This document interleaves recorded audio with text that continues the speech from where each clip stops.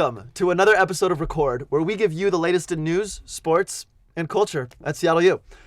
Tonight we'll be showing a sneak peek of the fashion show, recapping Relay for Life, and showing an exclusive look at an upcoming documentary. But first, Jared, the news. We got a packed show, don't we? Heck yeah, we do. Are you interested in pursuing a career in health? If so, the Health Professions Expo 2018 will take place in the Student Center Tuesday, May 15th from 12 p.m. to 2 p.m. Come meet representatives from graduate schools and health career programs from around the country.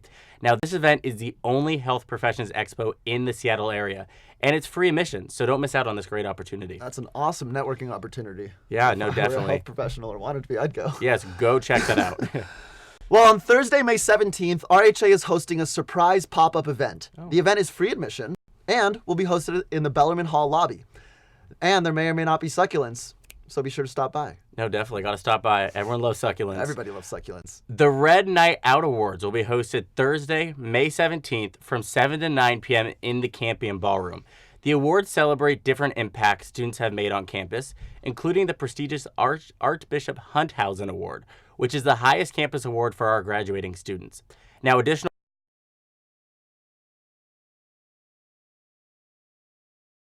awards, Outstanding Club, Best Event, and the Mission Awards. Plus, the event will feature a free dessert bar, so come down and celebrate the achievements of your fellow Redhawks. Ooh, love me some cookies. Agreed.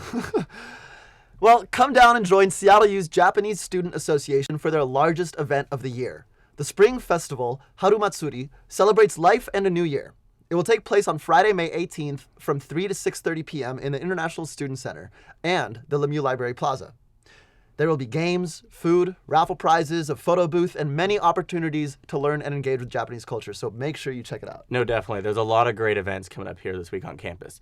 But are you ready for the biggest event on campus this year? Woo! Quadstock will be hosted in the Red Hawk Center on Saturday, May 19th from 12 p.m. to 10 p.m. It will feature performances from Small Pools, Great band. Great Good Fine Okay, Awesome music. Half the Animal, Awesome. and Seattle U's own Griffin Lehman. Now, Excellent performer. Yes, no, exactly. And you can purchase tickets at the Hub for only $5. So let us know which band you are most excited to see. That sounds awesome. Great roundup. No, exactly, yes. Well, if you weren't able to make it to Relay for Life, do not worry, because we got you covered. Here's Lindsay Burton with her coverage of the event. I'm Shelby. Marty. And can you just tell me a little bit about this event for maybe those who don't know? Yeah, sure. So this is Relay for Life of Seattle U. This is our 5th anniversary.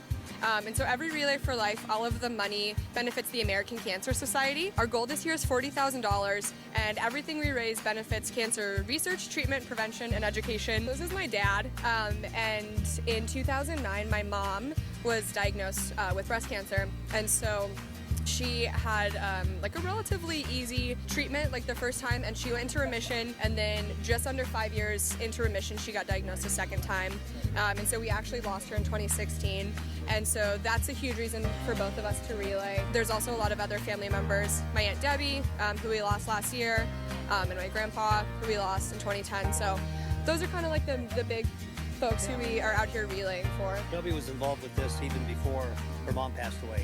So you've been doing this for what, 7 years now? Yeah. So she's got the passion, just been, very involved with Relay for Life, and I'm very proud of her. A few of the highlights for the entertainment are that we have a lip sync battle coming up. We have a bouncy castle. There's just like all kinds of things that we have going on throughout the day. Another thing we do all day is that we get ready for the Luminaria ceremony, which happens at 8 p.m. And that's kind of the time to really be intentional about like remembering those we've lost and honoring the fights and the battles of those who are still with us or who we've lost. What I like is that with the rain and the weather, a lot of people are still out and coming out, and I think it's great that everybody's still out here supporting this event. And the girls and everybody on the committee, young ladies I should say, have been just working on this for months and months, and almost really since last year's event. Really proud of all of them. Thanks, So, Dad. yeah. What can people do maybe if they couldn't come out today? Is there ways they can get involved like throughout the year? Yeah. Oh, there's so many ways. We have a lot of percentage nights. So this year we were really lucky to work with Lagunitas Brewing Company. As one example, we had a percentage night with those folks. We've also worked with Sweet Iron, Omabop, just like a lot of local businesses. And so that's like one really easy way to get involved. And really the best thing I think people can do is to just get the word out about SU Relay. Even though it's our 5th year, we're still always trying to get the word out and make sure that everyone on campus knows what we're doing and kind of why we're doing it. All right, well, let's switch gears and take a look at the world of sports. Our SU softball team concluded their season over the weekend when they played Grand Canyon University, and they took an unfortunate 7-4 loss. But they did have a great season, though, and 7 players on the team were named 2018 All-WAC players. So Congratulations, ladies, and thank you for a great season. Great job. That's awesome. Exactly. 7 players. Well, the WAC Outdoor Track and Field Championship took place last weekend, and junior runner Olivia Stein showed her dominance in the 10K yet again. When she competed in the event last year, she won silver. But she's improved since then and took home the gold medal this time. So great job, Olivia, on your improvement. Yeah, no, congratulations, Olivia. The SU baseball team played in a few games against Utah Valley last weekend. They lost their 3rd game, but they did win their first 2 games, 4-1 and a blowout 13-2 win. Wow. Be sure to catch their final regular season series against WAC leaders GCU, and that series starts May 17th with Senior Day happening this Saturday, the 19th. Wow, the baseball team's been playing really well. They It's going to be a have great been, yeah. series this weekend. Well, in some not-so-sports-related athletics news, the Seattle University Board of Trustees have approved the removal of Archbishop Thomas Connolly's name from our athletic complex, and they're renaming it Red Hawk Center. Connolly was an active archbishop in the Archdiocese of Seattle from 1950 to 1975, and was involved in the covering up of a known pedophile priest named Reverend Michael Cody in the 1960s.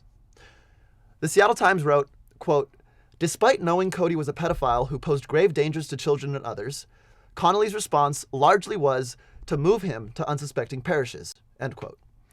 So students, remember, it's Red Hawk Center now. Yes, definitely much needed a change there. Have you ever noticed how distant and introverted the social scene in Seattle is compared to other cities in America? And have you ever wondered why that is? I have, actually. Yeah, no, definitely. Well, our very own Natalie Monahan is producing a documentary to find that out. Let's take an exclusive look at the upcoming film, Melting the Freeze. Ooh. Seattle is known for a lot of things, whether it is the alternative rock music scene, the coffee, or the successful companies like Amazon or Microsoft. However, the city is also known for its distant and antisocial culture. The phenomenon is best known as the Seattle Freeze and was first coined by the Seattle Times journalist Julia Sommerfield in 2005.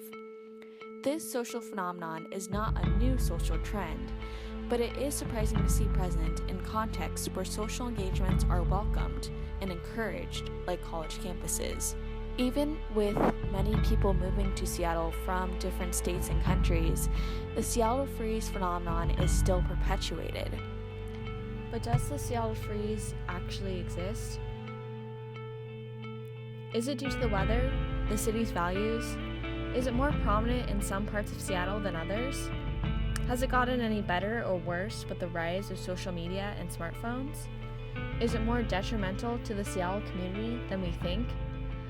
I want to try to find answers to these questions and analyze why the social trends happen, what Seattleites' opinions are of this phenomenon, and if there are solutions to advocate for a more friendly social structure.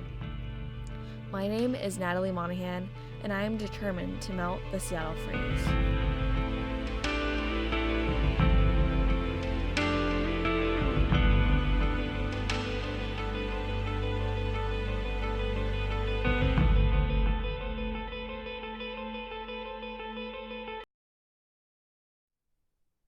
Well, every year, Seattle U's Fashion Club hosts a fashion show where students have the opportunity to walk the catwalk and support local fashion designers.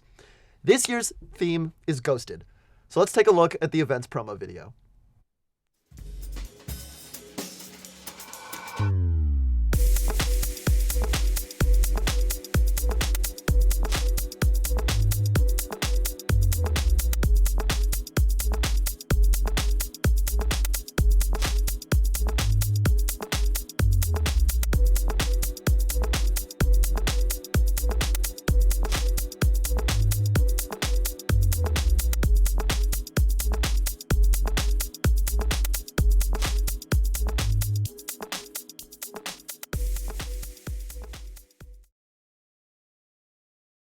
Thank you for joining us for another episode of Record. If you want to catch up on any of our past Monday shows or our brand new Friday show, find us on YouTube at the Red Hawk Entertainment Network and tune in next week to stay up to date on campus news. And if you're interested in becoming a part of this whole production, the Red Hawk Entertainment Network, being part of our crew, producing some content, message us on Facebook, find us on Instagram, tag us on Twitter. If you see any cool newsy stuff, hit us up at REN Seattle U. We'll see you next week, Seattle U. Thank you. Have a great evening.